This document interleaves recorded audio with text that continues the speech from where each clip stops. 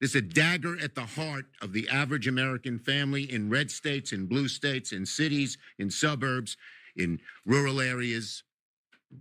It is just outrageous. What? Now, in this video, Ana Kasparian of the Young Turks continues her savage takedown of the left and the liberal mainstream media.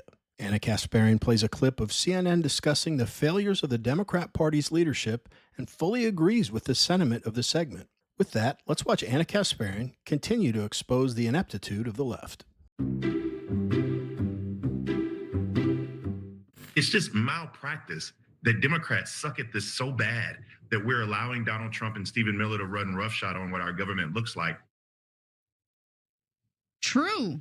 What's shocking about this story is that it's coming from CNN's Bakari Sellers, who loves to run interference to provide cover for the Democratic Party and their failed leadership.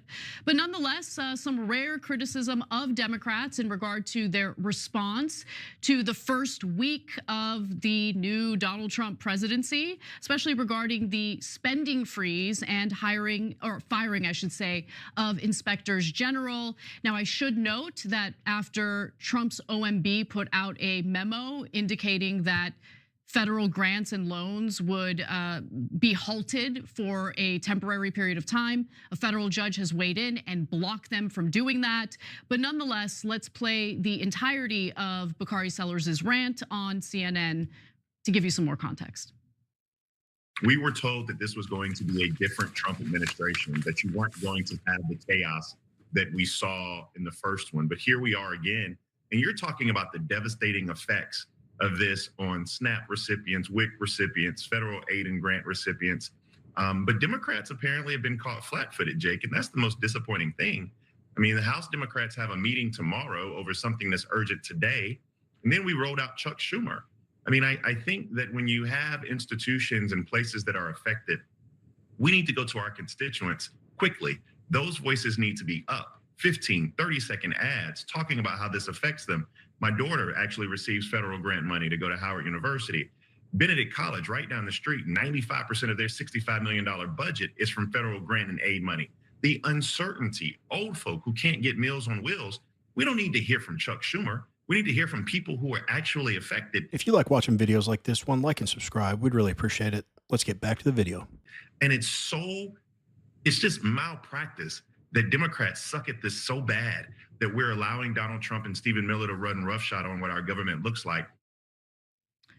So look, I agree entirely with what Sellers said there, but just to give you a point of reference, he's referring to a press conference that Chuck Schumer and other Democratic senators held today in response to that Office of Management and Budget memo freezing federal grants and loans. So I want you to take a look at that so you get a sense of what Sellers is talking about. Look, last night, President Trump plunged the country into chaos without a shred of warning. The Trump administration announced a halt to virtually all federal funds across the country. In an instant, Donald Trump has shut off billions, perhaps trillions of dollars that directly support states, cities, towns, schools, hospitals, small businesses, and most of all, American families. There's a dagger at the heart of the average American family in red states, in blue states, in cities, in suburbs, in rural areas. It is just outrageous. What? Outrageous, I say. Jesus, man. So Sellers is correct. And look, this is the problem that I had during the election cycle, Cenk, and I think a lot of people misinterpreted where I was coming from. On one hand, you have the Democratic Party constantly fear-mongering about the threat that Donald Trump poses. He's a fascist, he's Hitler reincarnated, but their actions seem to prove otherwise. Yeah, they don't seem overly animated by it. It's not just that they're not animated. Well, it doesn't surprise me that Ana and Cenk agree with stupid Bakari Sellers.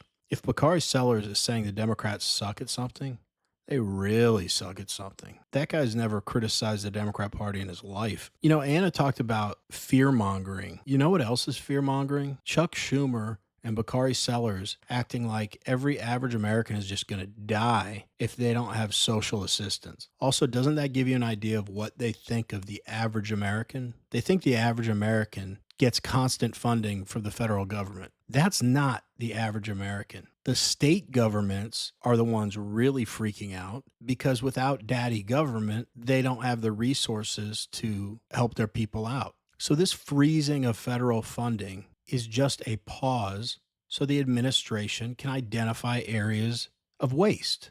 What a terrible thing, right? It's not going away forever. It's a pause. Any state that's run mildly well has rainy day funds, they have tax revenue, they can float necessary money during a pause. Again, it's not forever. You're scaring people unnecessarily. And again, this won't affect the vast majority of Americans because we're not all living off the government. And it doesn't mean I don't have empathy for those that do use social services, but a good state government should be able to handle a short pause on federal funding and be just fine when the freeze is over. It doesn't matter because the freeze was rescinded 2 days later because of such widespread freakouts and confusion over the memo. And then 2 days after that, a federal judge issued a temporary restraining order blocking the funding pause. So it's just like the Democrats to get their panties in a bunch before they really know the details. And they did. They got their message out about how bad Donald Trump is and how he wants to take all your money away from you. So well done, guys. Anyway, let's get back to the video. They're inept. They don't act like, their actions don't make it appear as though they actually believe that Trump is a threat. You know, every once in a while I hear people tell me that, oh, no, there's some really dynamic new Democrats. Right, okay. Where are they? So I don't care about your stupid seniority and your stupid etiquette in the Senate. You got to get Chuck Schumer off of TV. The guy's a mess. We're not winning with Chuck Schumer. Anyone who's got the reading glasses on their nose like this, like that. No, brother, you got to go. And then I don't know who Amy Klobuchar was making out with on the side. Like they're just a mess. No, they look like their heads came together. I'm just playing Amy.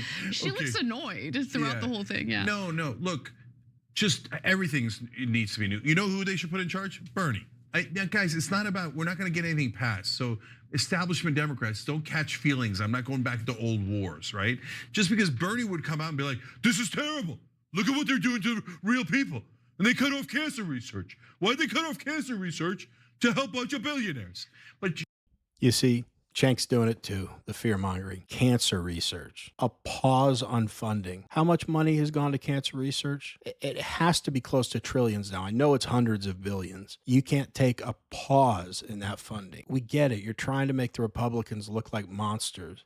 They're trying to make the country better, trying to get us out of this nightmarish debt we have, and trying to get bureaucrats out of the system that waste our money without hesitation. And while I'm disappointed, especially in Anna, that she agrees that this is so terrible, at least she understands, and Cenk does, how inept the Democrats are. They've always been inept, but they make a really good point. The Democrats tell everyone all the time what a threat Donald Trump is and how scared they are for the future of the country, but they have zero plan. They're not prepared for anything. And the best they can come up with is some old codger up there who can barely read and has zero enthusiasm saying, this is horrible and outrageous. And I don't know who's telling you, Cenk, that they have some new young dynamic people on the bench, because they don't, or else they'd be out there. They're desperate for young energy. I don't even consider Chuck Schumer, quote unquote, leadership of the Democrat Party. They don't have any leaders. Everyone they've thrown at the American people reject. Plunge the country into chaos. You've got to be kidding me, man. Anyway, let's get back to the video. Schumer doesn't have that passion because he loves the billionaires. So when he's talking about, oh, they're trying to help the billionaires, his heart's not really into it because that's kind of his job, right? So, okay, you don't want to go with Bernie. I don't know. Put in the guy that just got there, Ruben Gallego. He's at least a young, dynamic Democrat. He just won the seat in Arizona. He's an interesting guy. He's super smart. Maybe he makes a dynamic case. Oh, no, wait your turn. You'll get to the podium 40 years from now, after we're done with all the 80-year-old senators. I don't know what to root for with the Democratic Party. I don't know what their identity is anymore. I don't know what they represent. I don't know what they want to accomplish. They have no leadership whatsoever. Gretchen Whitmer recently had an interview where she was asked, is there, who's the leader of the Democratic Party? And she admitted there is no leader. Ro Khanna came on our show, admitted there's no leader. It is a leaderless party without an identity. It's aimless, unstrategic. I don't. Okay, can I just give a piece of advice to any of those? Look, I'm glad that Anna and Cenk at least have the brains to realize how stupid the Democrats are. But what the hell is Cenk talking about? The administration wanted to freeze funds so they can do an audit. How is that helping billionaires? Why would Bernie Sanders be a good messenger for that? Maybe you know in the comments, and I'm just not sophisticated enough. I don't understand for 1 second how that helps billionaires, to quote Cenk. Please let me know, or do you agree with me? We want to hear from you. What do you think about this idea of a federal funding freeze temporarily so we can audit the services that are out there and see where the American people are just getting ripped off? And if you think it's a great idea and disagree with me, I certainly respect that, and I'd love to hear from you in the comments as well. Anyway, as always, really appreciate you watching, and we will see you in the next one.